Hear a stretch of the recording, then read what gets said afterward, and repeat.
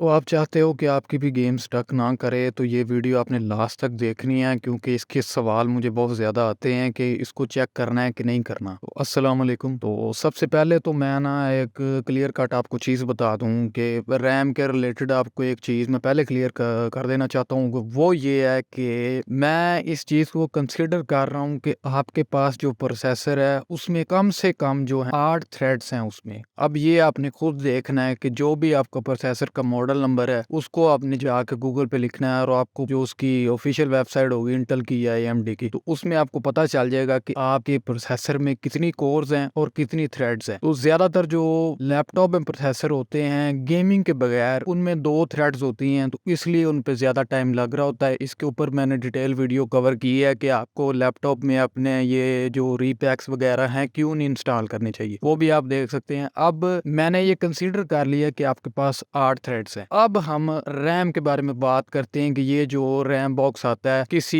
Game में 2 GB limit होती है, किसी में 3 GB होती है। इतनी लिमिट तक आप कर सकते हैं रैम। उसका मतलब ये है कि अगर आपने इसको चेक कर दिया तो सेटअप जो है टाइम थोड़ा ज्यादा लेगा, लेकिन आपकी जो रैम है वो सिर्फ अगर आपने 2 GB लिमिटर है तो वो 2 GB रैम यूज करेगा, इसके अलावा इससे ऊपर नहीं जाएगा। तो वो इसलिए ये रैम बॉक्स उसने दिया है कि अगर आप इसको चेक करते हैं तो आपकी जो इंस्टॉलेशन है वो स्टेबल रहती है और स्टक भी नहीं होगी अगर आप इसको चेक करते हैं। ये फिटकर कहती है और ये मैंने चेक करके देखा भी है, और इससे इंस्टॉलेशन स्टक नहीं होती। ये चीज का तो मुझे भी पता है, लेकिन टाइम ज्यादा ले जाती है। इस वजह से जो लोग हैं वो फिर इसको अनचेक रखते हैं। चलो देख लेते हैं ज्यादा से ज्यादा ये कितनी रैम ले जाएगा। तो फॉर योर काइंड इंफॉर्मेशन मैं आपको बता दूं, एक बार मैंने इसको अनचेक करके गेम, एक जो बड़ी वाली गेम होती है उसको मैंने रन किया था जब फुल पोटेंशियल पे, जब ये सेटअप पूरी चीजें कंज्यूम कर रहा होता है ना, प्रोसेसर पावर और रैम वगैरह, तो तब मैंने टास्क मैनेजर बड़ी मुश्किल से ओपन किया था क्योंकि कंप्यूटर उस टाइम बहुत ही लैगी कंडीशन में होता है, सिर्फ वो इंस्टॉलेशन बड़ी मुश्किल से चल रही होती है। तो मैंने जाके देखा था कि जो सीपी यूजेज है वो भी 100% पे होती है और वो रेड रेड शो हो रही होती है, और दूसरा जो रैम होती है वो तकरीबन 6 GB के करीब यूज हो रही होती है। तो इससे आपको क्या पता चलता है, 2 GB, 4 GB और 6 GB। अगर आपकी इतनी रैम है तो आपने इसको चेक करना है, लाजमी आप पे फर्ज है, आपने चेक करना है, बस बात खत्म। बस इसके अलावा आपने कुछ नहीं सोचना, प्रोसेसर बड़ा है ये वो कुछ नहीं, बस चेक करना है। अगर नहीं करोगे गेम स्टक करेगी, गेम भी स्टक कर जाएगी,